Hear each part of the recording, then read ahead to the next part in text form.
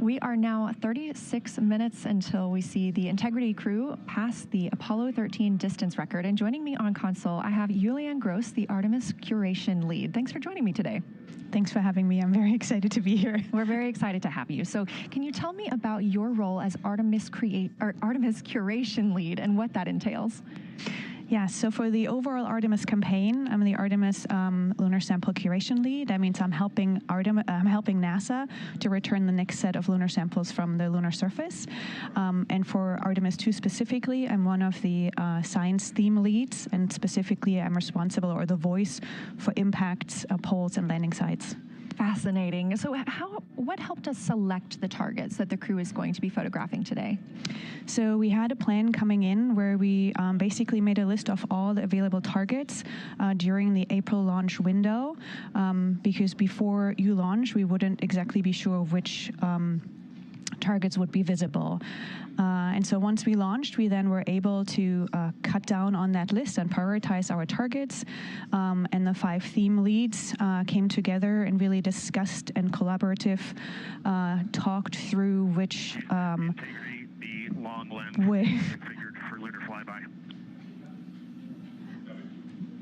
which targets we could then see and prioritize. And so that made it into our plan. We worked then with timeline to make sure that all the targets are visible. Some targets are time dependent, like Earthset or Earthrise, and some targets will rotate out of view when Integrity starts going around the moon. And so we put these in early so that the crew has a chance to describe those to us. Fascinating. I cannot wait to hear what they have to say. So we just heard them say that their long lens is configured. That's very exciting. And for us, when we look at the moon from Earth, what features are we seeing that the crew will also fly by today? Yeah, so I really hope that people on Earth who are in nighttime will look up into the moon tonight. The features that the crew will see that we can also currently see is Aristarchus Plateau. Grimaldi is another feature. They're going to be sort of on our limb. And then Oceanus Procellarum, that really dark, large area on the near side that we can see. The crew is going to see that in the beginning. The more they fly around, the less of that they will see. So those are targets we will hear them describe early on in the flyby. Fascinating. Well, and the crew has been training for years for this day. And so we're going to hear them make a lot of calls about what they are seeing on the moon. And they're going to use a lot of interesting terms that I myself need some brushing up on. So could you walk us through a few of the things that we'll hear them use to describe the moon, like albedo, exosphere, ejecta, just some of those major terms we expect to hear from the crew? Yeah, of course. Albedo is basically a term of a reflectiveness of the surface. And so high albedo usually for the moon means bright areas, and low albedo means like darker areas. And so when you look into the night sky, you can see the high albedo areas are the white parts and the low albedo ones are the darker areas. Ejecta is when you have an impact and it ejects or throws out material that then ends up on the surface, and you can see that as sort of rays or ray systems. So you might hear them describe, I can see Ohm, for example, with its rays. It has an asymmetric rays coming out, and so we're excited to hear them describe that. You might hopefully hear stuff about color or color hues, and so if they can see any changes in those color hues from like white to gray to maybe brownish, we're excited to hear about that. Exosphere is the almost no existing atmosphere of the moon. It's barely there. But there is dust on the lunar surface that can get lofted up through electrostatic forces. And when the sun goes behind the moon, it can scatter forward on those dust particles and sort of like create a little glow on the horizon. And so we're really excited to see if the crew can actually see that. This is so exciting. Thank you so much for walking through all of that with us. Julianne Gross, Artemis Curation Lead, we really appreciate you joining us here today, and good luck to your team. Thank you. I'm really excited to be here. We are now MET 4 days, 18 hours, and 49 minutes into the flight of Orion. This view of the moon from the Orion spacecraft as we get closer and closer.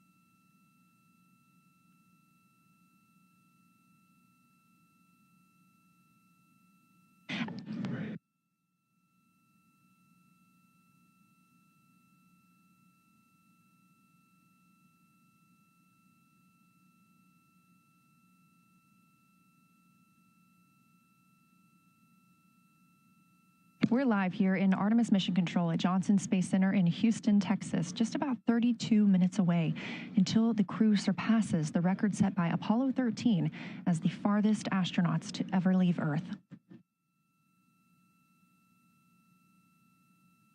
This view coming from a camera mounted on the tip of one of Orion's 4 solar arrays. Each array has a camera on its tip, and so we anticipate getting views throughout the lunar flyby. Of course, except during the point of loss of signal when the spacecraft flies behind the moon.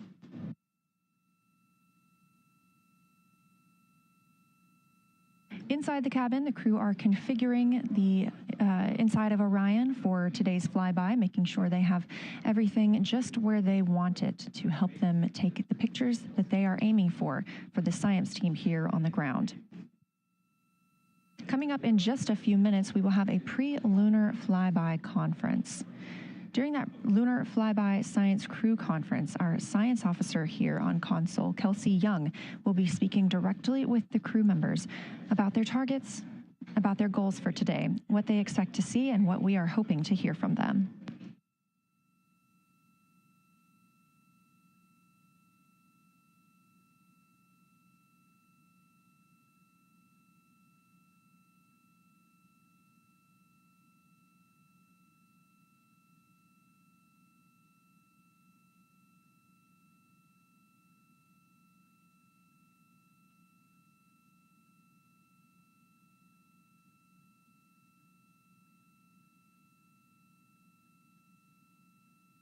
We have a lot of milestones coming up today, so make sure you don't miss them. The first coming up, again, at 1:56 p.m. Eastern Time, the crew will pass the distance from Earth record set by Apollo 13 in 1970. At 2:45 p.m., lunar flyby officially begins. The crew will have that time on their schedules to begin photographing and providing audio recordings of what they are seeing on the moon. At 7:02 p.m., Orion will make its closest approach to the moon, approximately 4,070 miles away. Of course, all of these numbers are going to have to be confirmed following the flyby. These are estimates, and we are working with orbital mechanics. At 7:07 p.m., Orion reaches its maximum distance from Earth, approximately 252,760 miles away from us all. At 8:35 p.m., the spacecraft will enter a solar eclipse. The crew will become the first to see a solar eclipse from the moon.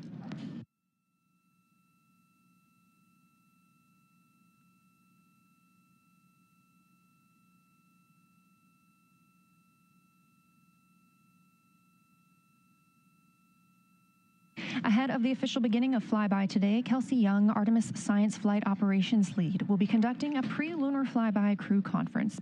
She will give information on camera setup, remind the crew of their intended targets, answer questions from the astronauts, and more. Young will help the crew set their targeting timeline, which counts down the time they have to image each target and what they'll be capturing next. She'll also remind them that the ground team will be calling for science sit reps, also known as situation reports. Those are essentially call-downs to report what they've been observing. They'll continue to do this even through their LOS, their loss of signal, as those communications will come down later on after they reconnect with us on Earth.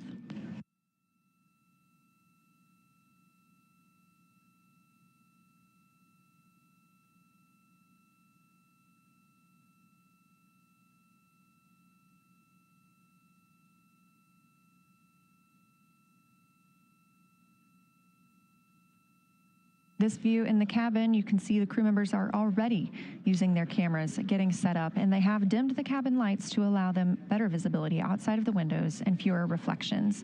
Now, 28 minutes until they become the humans to travel farthest from our planet.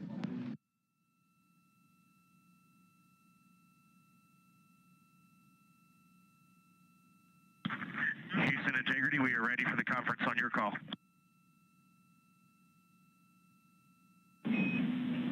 Houston is ready for the conference, passing you over to Science.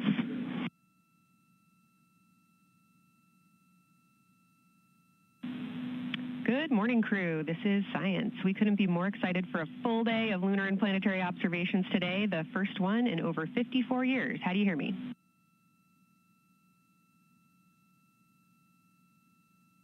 We hear you loud and clear, and Kelsey, you just got to know you're pulling us away from the moon right now, so let's go. Message received. I will keep it tight here. I did just want to start with a thank you on behalf of the Lunar Science team and the entire lunar and planetary science community, of which you are absolutely a part, for what you've already done in this mission and what you're going to do today to inspire the next generation of scientists. I have to say moon joy is the new term that's already become our team's new motto, so thanks for that. In this conference, we'll cover hardware and config reminders, and then I'll just briefly, as you said, cover today's science plan. I'm assuming you already have your LTPs up. Confirm that, and I'll jump quickly into the cabin config reminders.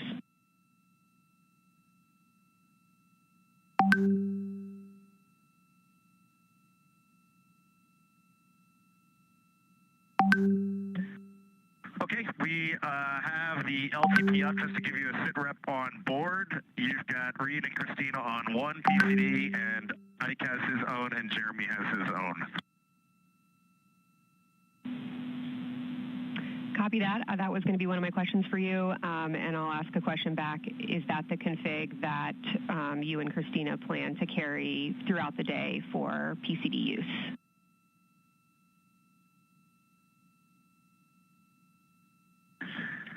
Negative, Kelsey. Our plan for PCD use is we have run the power cables to Windows 2 and 3, and we are going to leave one PCD. The yellow PCD will be in window 2, and the green PCD will be in window 3, and we will do that the whole day. And then the red PCD will be a rover. Understood. Super helpful. Recommend when you guys switch in and out of PCDs to add your initials to your OneNote annotations, just so we can keep track of whose is who. And then given that you have 3 PCDs instead of 4, for the data transfer at the end of the day, recommend making a new subdirectory entitled For Science for your own photos, or with your initials, that we can keep track of which pictures came from which flashcards.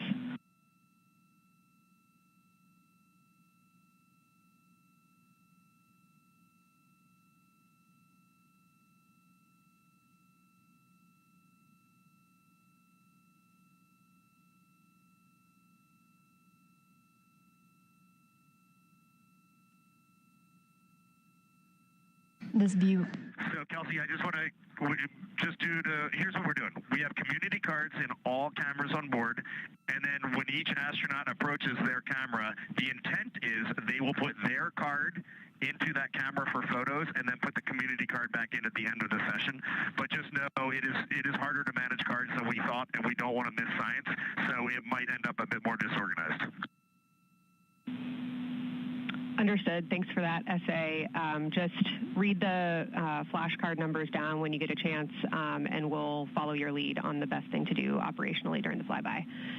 With that, I'll move on to Windows.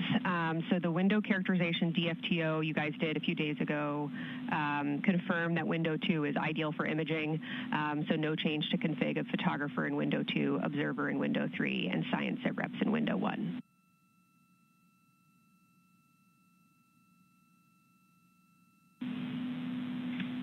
Coming up on the handover. Be back with you shortly. Hang on, Kelsey. The way we have it configured, tell us if this is going to be wrong. Window 2 is the long lens with a shroud. Window. As you heard, science officer called to the crew. We are now in a handover time period. We will regain communications with the crew very shortly. These are tracked, and we are currently on the Deep Space Network. This is the first time humans have used the Deep Space Network in over 50 years, given that we currently use the tracking data relay satellite systems in the for the International Space Station.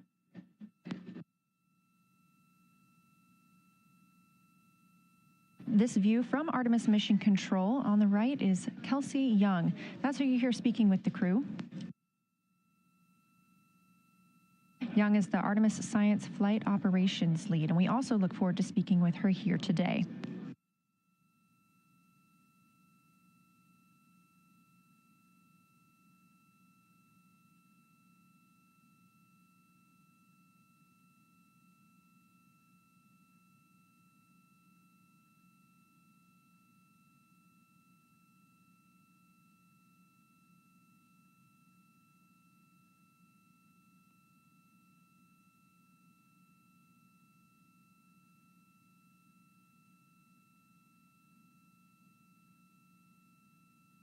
Again, we are just about 22 minutes until we reach the Apollo record. We are in a handover of satellites with the crew aboard Orion. The T-shirt shroud for the Z9 and solar, and then window 3 will be for visual observations, and window 4 is for floater. And thanks,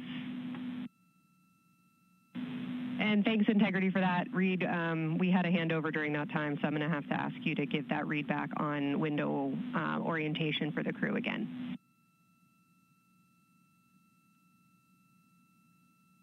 Okay, we are happy to change it, but the way we have it configured right now is window 1 has a T-shirt shroud for the Z9 for solar. Window 2 has the shroud for the long lens for both lunar and solar. Window 3 is for visual observations. Window 4 is for floater. And then the docking hatch window has had a great view, so we've done a lot of mapping through that as well. All right, copy all, Reed. A note just on the window 1 T-shirt shroud that you can remove that for the lunar observation block if you want to, if you want that extra view for another floater, but defer to you guys on that. You are go to use the full 400 millimeter zoom on the long lens, but where possible, try to keep the end of the lens flush with the window to prevent imaging through the multiple window panes at an angle. And if you have to take an image at an angle, recommend you limit the max focal length to 200 millimeters or simply acquire the images at multiple focal lengths. Last imaging update as a result of the DFTO is that if you can take the images out of the left side of window 2 where possible, that is the best half the window. Understand that might not be possible with the shroud. Any other imaging questions from you?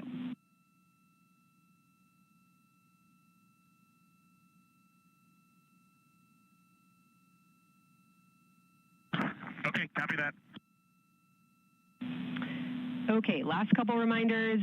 Don't forget the ability to take the WAV files to tag imagery that you are wanting to follow up on using the FN3 button on your camera. And then a couple quick notes on your LTP. We have refined your precise flyby timing since generating the LTP. Optimus has the correct timing for the LOS and AOS, but the LTP identifiers for LOS and AOS are roughly 2 minutes later than they will be in reality. Final LTP timing update is that the green line on your LTP should start automatically 45 minutes before the flyby. If it doesn't appear, let me know and I'll have troubleshooting steps for you. Last updates are on the eclipse, so only for that last hour today. Of course, remember if the sun is in view to use your eclipse glasses. And reminder that we will have a few activities for you prior to the eclipse to reconfigure all 3 cameras for corona and deep sky observations. These activities, some of which will occur during the forward link LOS, so we wanted to flag it for you now. Any questions before I cover the last 2 reminders?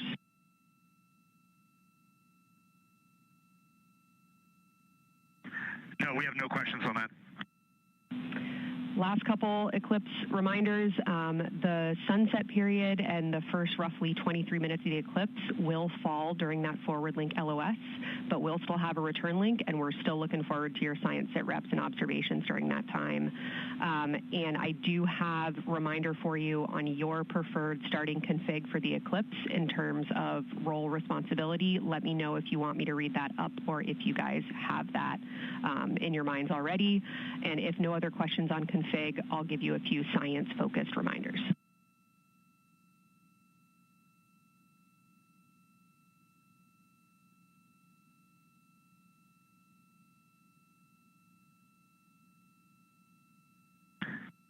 Give us a quick high level, but we see it in Optimus, and I think we got it squared away. But give us your quick Kelsey high level. Okay. A couple changes from the first LTP you studied is that Glushko is the only feature that the same pair will view twice. That's Reed and Jeremy. That's why that's the only target you see that is marked as 1 of 1 and one of two and two of two. So OM and Oriental are in there twice, but they're by different pairs, which is why you don't see them marked accordingly. A note from feedback on your observations so far over the last couple days, a reminder that if you note structure and texture as well as color and albedo, please note any correlation between the two, and also a reminder that negative observations are still valuable science. So a lack of color or a lack of structure associated with color is also valuable. A reminder also that your observations so far indicate it will likely take some time for your eyes to adjust. We especially heard that around your terminator observations and your color observations. So reminder to know that your eye adaptation is going to kind of come in throughout your shift, and let us know when you start to see that nuance. Last reminder is around Earthset and Earthrise. When you're viewing us back here at home, you'll be looking directly at Asia, Africa, and Oceania. So I'm sure people watching from those places here on Earth will want to give you all a wave as you take their picture. Any other questions for me?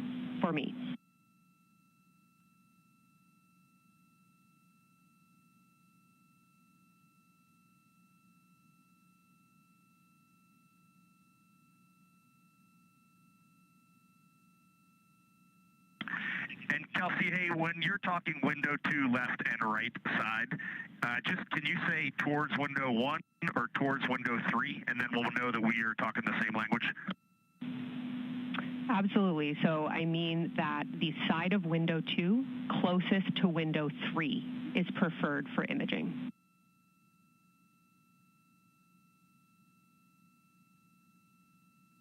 Okay, the side of window 2 closest to window 3 is preferred for recording. Stand by, we'll talk to the crew.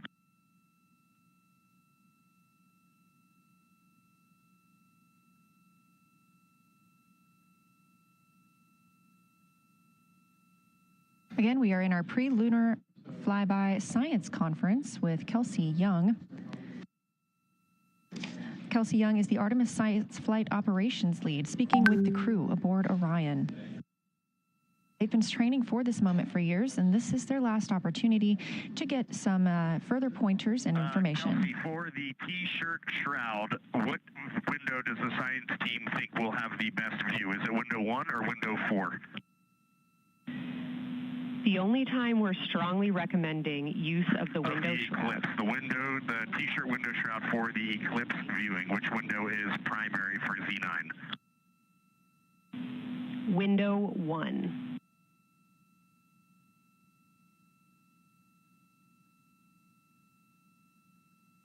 Okay, awesome. So we have got that all set up. And just to be 100% sure, window 1 is the most port window by the food warmer. Window 2 is right in front of seat 1. Window 3 is right in front of seat 2. And window 4 is on the starboard side by the side hatch. Do you agree with all that? We agree on the ground. Good readback.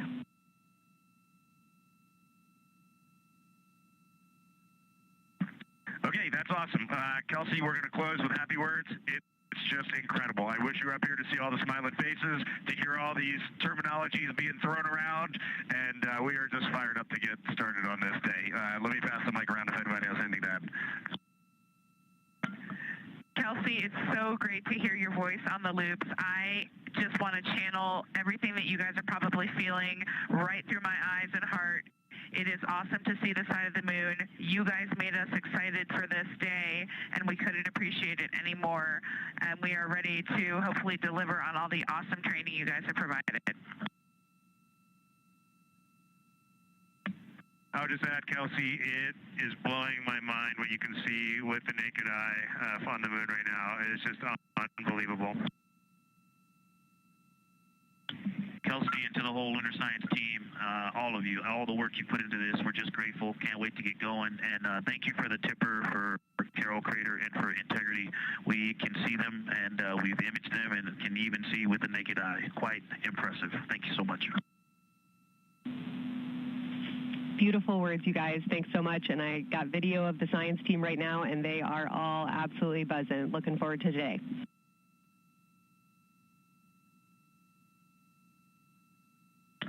Okay, we're heading into the timeline. Cheers, guys.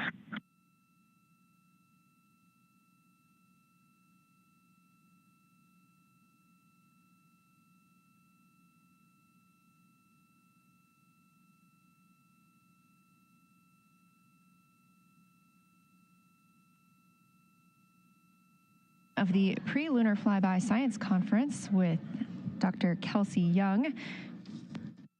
Young has served as the Artemis Science Flight Operations Lead, getting the crew ready. And we're live in Artemis Mission Control in Houston, but we are not the only room monitoring today's flyby. As you heard Young mention, in this same building and just down the hall, a multidisciplinary lunar science team supports the Artemis II crew in real time, including experts in lunar geology, impact cratering, volcanism, polar science, imaging, and visualization. There are two integrated facilities, and the first is the SIR, which is what you have right here. That's the Science Evaluation Room. They are embedded within Mission Control to provide science input during live operations like what we see today. Additionally, and not pictured, we have the Science Mission Operations Room, a back room that processes data, evaluates imagery, and supports rapid analysis. Our science officer on console in Mission Control Houston serves as the primary interface between the science team and the flight controllers, ensuring science priorities are represented during mission execution. Again, today, that's Dr. Kelsey Young, who will be speaking with the crew during the time they're behind the moon. We will be speaking with her once the crew is behind the moon and out of communication with Earth.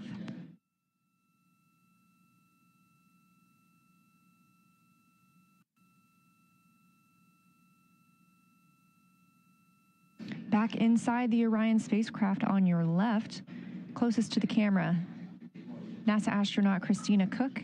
To her left, NASA astronaut Reid Wiseman. To his left, Canadian Space Agency astronaut Jeremy Hansen. And all the way in the back, NASA astronaut Victor Glover, our Artemis II crew.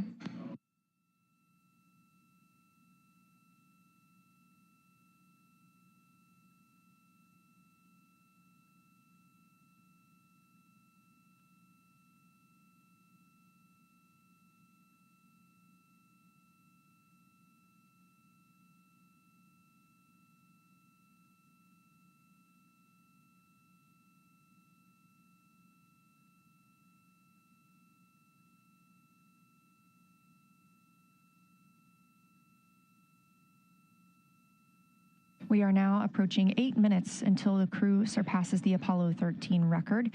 Currently 12,599 miles away from the moon, 248,507 miles away from Earth.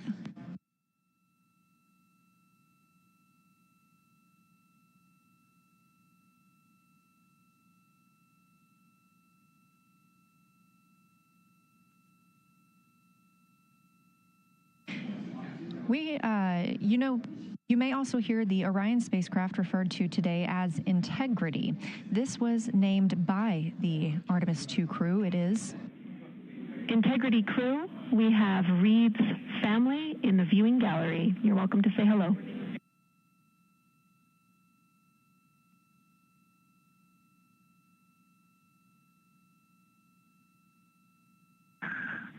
Well, whether you're being serious or you're kidding around, that is awesome to hear. Thanks, Jenny. And hello to Ellie and Katie. I don't know who else is there, but it's great to know that you're in Mission Control right now, following along. We are having a blast up here, and the view of the moon is absolutely amazing.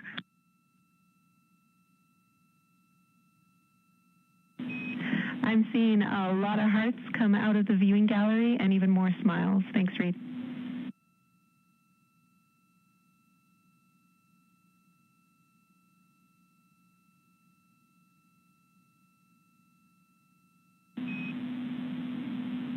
Copy heart, copy bracelet.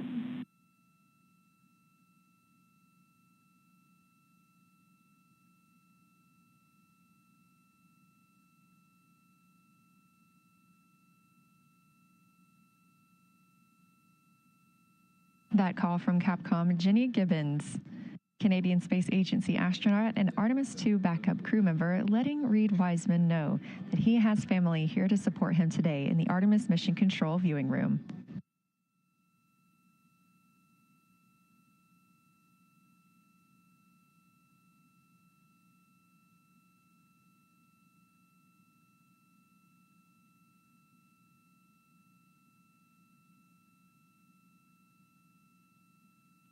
As I was mentioning, we have the Orion spacecraft flying today.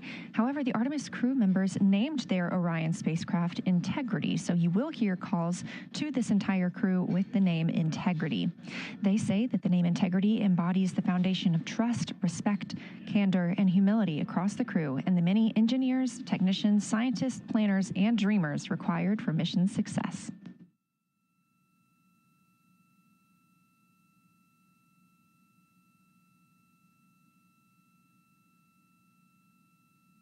This view live from the outside of Orion as we continue. Preparing for our lunar flyby, now less than 5 minutes from surpassing the record set by Apollo 13 astronauts for the farthest humans to travel from Earth. This will not be the farthest that Integrity travels today. They will continue until they reach approximately a distance of 252,760 miles. That would be about 4,105 miles farther than Apollo 13. However, these numbers are our targets, and we will get confirmation on those numbers as soon as we possibly can and share them with you all.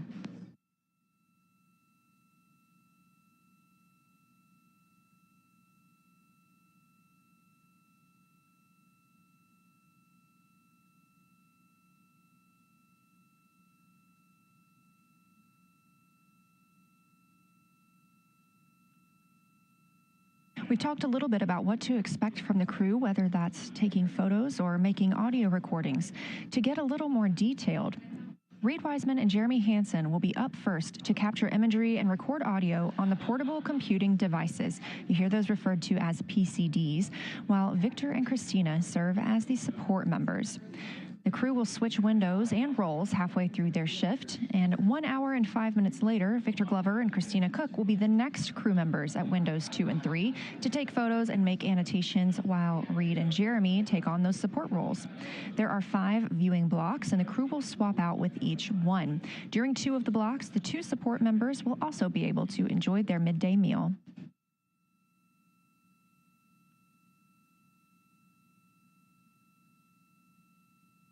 At least 3 times per block is a science sit rep. Again, situational report. This is partially an operational status, reporting back if they missed any targets or gotten any specific ones, if they have issues with their camera or any other operational items. The other part is an actual description of the moon. This task is done by one of the support team astronauts, so that's not the crew currently taking photos or making annotations, but they do have windows 1 and 4 that they can float up and provide that information from. If you watch the entirety of the flyby, you'll also notice the crew will be photographing some targets multiple times to get observations in different lighting conditions. This is due to Orion changing their location throughout the flyby.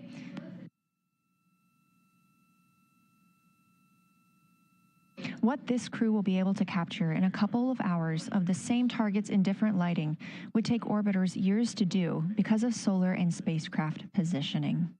This crew has studied the moon extensively, and they're also familiar with what the science team calls the Big 15.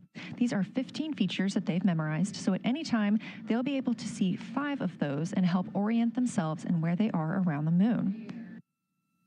Those targets are diverse and complex in their geologic history, and observations of them could help answer some big-picture science questions.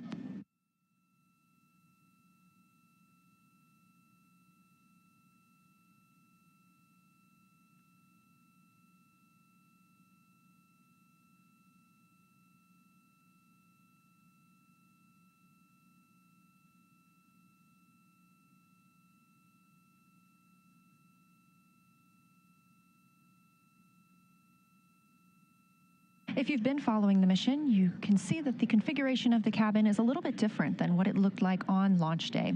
After ascent, the crew were allowed to reconfigure their spacecraft, and you can see that they've taken down seats. They have also taken away footrests. This gives them more opportunity to move about the spacecraft.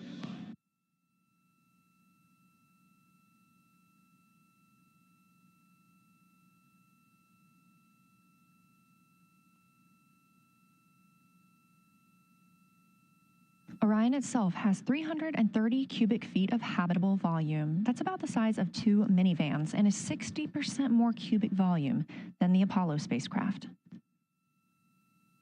We are standing by for the Integrity crew aboard Orion to surpass the Apollo 13 record.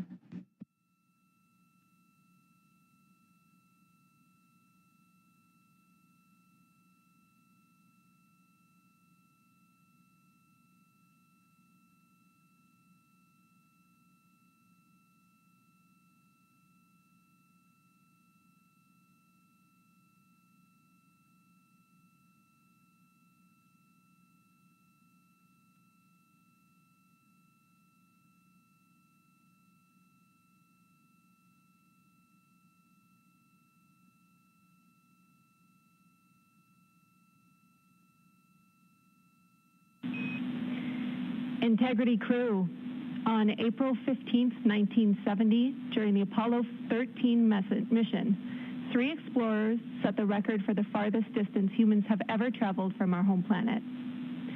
At that time, over 55 years ago, Lovell, Swigert, and Hayes flew 248,655 statute miles away from Earth. Today, for all humanity, you're pushing beyond that frontier. Integrity, over to you.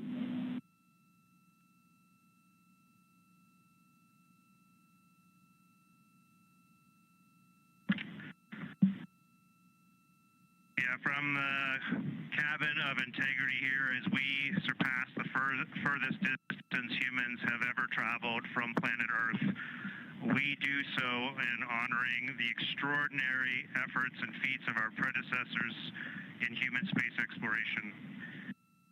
We will continue our journey even further into space before Mother Earth succeeds in pulling us back to everything that we hold dear. But we, most importantly, choose this moment to challenge this generation and in the next to make sure this record is not long-lived.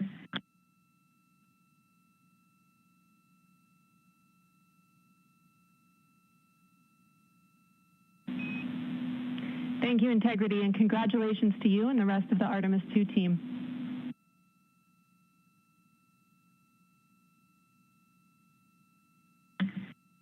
Thank you, Houston. We have a couple more things we'd like to take this moment for. Our science team helped us out with a couple of relatively fresh craters on the moon that have not been previously named, and our crew would like to propose a couple of potential names for those items or those areas. And we spent a bit of time this morning looking out the window, and we're able to see them now both with our naked eye and through the long lens, and so we feel this is a good time to send this down, and a special shout out to Kelsey for helping us with this. The first one we'd like to suggest is a named crater in honor of our great spacecraft, Integrity. And so if you were to look at Oriental on the far side and then draw a line straight up to Ohm on the far side, relatively in the middle is an unnamed crater, and we would like to suggest it be called Integrity in the future. And the second one, and especially meaningful for this crew, is a number of years ago we started this journey in our close-knit astronaut family, and we lost a loved one. And there's a feature in a really neat place on the moon, and it is on the near side, far side boundary. In fact, it's just on the near side of that boundary, and so at certain times of the moon's transit around Earth, we will be able to see this from Earth. And so we lost a loved one. Her name was Carol, the spouse of Reed, the